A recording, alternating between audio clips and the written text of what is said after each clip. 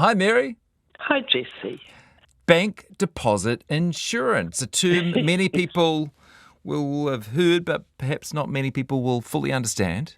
I think people it came in last July, and I think there's still quite a lot of misunderstandings out there Mm. about how helpful it is and isn't.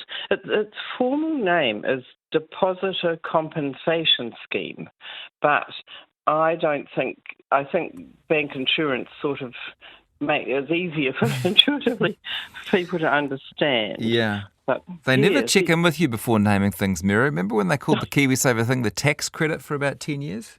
that's right. Yes, indeed. Yeah. They they should have a chat with you and me, shouldn't Yeah, they, exactly. Jesse? Yeah, Okay, yeah. so tell us about Um, it. yeah. Well, the scheme, as I say, has been around for nearly a year, but a lot of comments people make me realise that people quite often misunderstand what is covered and what's not covered, and whether whether it all matters or not.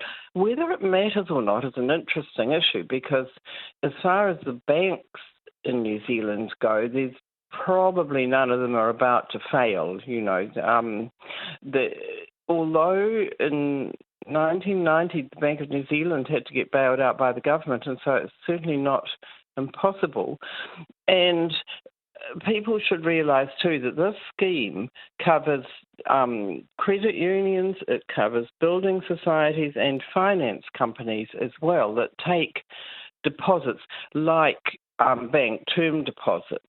And, we don't have to remember that far back to note that finance companies, a lot of them got into trouble back in, it was around 2006 for the next few years. We had quite a sequence of New Zealand finance companies getting into trouble.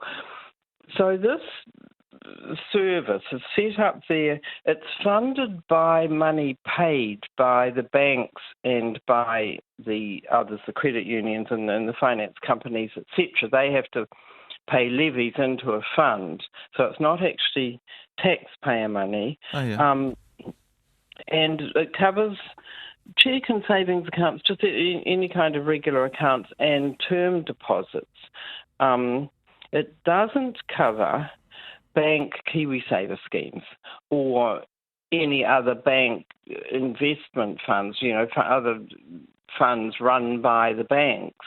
So that's a common misunderstanding. I've had people say to me, oh, well, I keep my KiwiSaver with my bank because they have got this, insurance scheme if things go wrong. Well, it doesn't cover that sort of product. The bank KiwiSaver schemes are no more protected than any other KiwiSaver schemes. And the same applies to Very good non-KiwiSaver to know. funds. Yeah. Yes, So it doesn't mean you yeah. shouldn't put them with a bank, but don't make that your reason. That's exactly right, yes. And another thing that is not covered that I think is sometimes misunderstood is if you lose money through a scam or hacking or something like that, if you lose money that you had in a bank account, that is not covered either. There are all sorts of other ways that banks these days will help you or try to help you in those situations, but you're not covered. This scheme does not cover those sort of losses. Okay. So it's basically there for if you've got money in the bank, etc., and the bank goes belly up. And what is covered, it's up to a total of $100,000 a person. Now that's for everything you've got with the bank. So if you've got some money in, say, a savings account and then some other money in an everyday account and some other money in a term deposit, let's say they total more than $100,000. Well, if the bank went belly up, you would only get $100,000. So they total up everything that Jesse's got with that particular bank. Wouldn't take And long. Yep, carry on. We'll have to count it up in the other direction. But yes, yes. Jesse, well, we're crying. Yeah, I'm Yeah, sure. I'm sure. if you've got a joint account, half the total is allocated to you and half is to the other person in the joint account. So, Yeah, and as I said, I think 29 different institutions, so banks and others that take retail deposits, are covered. So to find out who's covered, the Reserve Bank's got some quite easy to understand material on its website about all of this.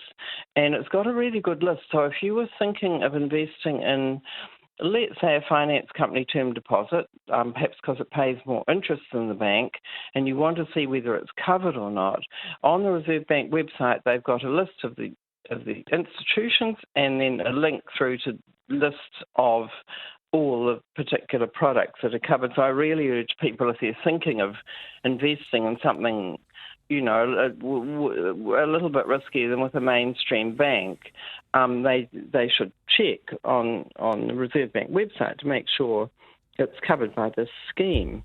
So just a couple of points that people are thinking about. If you've got more than $100,000 to invest, and some retired people who are very conservative, they don't want to do anything at all wobbly with their savings. Yeah. They might have more than $100,000 in term deposits. Good idea to spread that around more than one bank. And don't think, I'll put $100,000 in ASB and $100,000 in BNZ, etc. Put in less than that, because you're going to earn interest on it, and that interest won't be covered. That's clever. Very clever, Mary, yeah. So you've got to keep that in mind. The other thing that's quite interesting is people saying, well, given that this kind of insurance policy is there, maybe I should be putting my money with a finance company or somebody who's paying higher risk, because you're sort of getting a bit of a backstop there, aren't you? You're getting an extra form of compensation for that risk. That's right. It's an interesting thing. And on interest.co.nz, which I'm always recommending, but only because they're just really good and clear about what they've got, a good list of the different types of deposits, and I'm pretty sure they note which ones are covered by this insurance as well. So you could say, well, look, I've got $50,000 to put in a term deposit, maybe that I'm planning to spend in a year on buying a house or whatever. I might as well put it in something that's not a bank and get higher interest on it. And I've got some sympathy with that. But I did talk to the Reserve Bank a while back for an article I was writing, and they said, look, it might take a while. If the finance company or wherever you've got your deposit, if they did go belly up, then it might take a while for everything to get sorted through and for you to get your money back. It might take, 2 or 3 months. It's hard to know. But so it's not costless to go to a riskier institution and go for the higher interest. But having said that, some people are going to say, well, I might as well, I'm willing to take that risk because I can get 0.5% more interest or whatever, which can add up over the years. Yes. So the other observation is to note that I wonder whether the gap between bank and non-bank deposits is decreasing, because historically the non-banks have had to pay higher interest, or people would say, well, why on earth would I take more risk with you if you're not paying me more? But now that in a way, really, you're not taking more risk. So I haven't seen any research on that, but I imagine there'll be some academic or someone looking at that to see if that gap between the interest rates is. And if it hasn't, then maybe it's a good time to take advantage of it once you understand all the risks and so forth. That's right. Yeah. Thanks, Mary.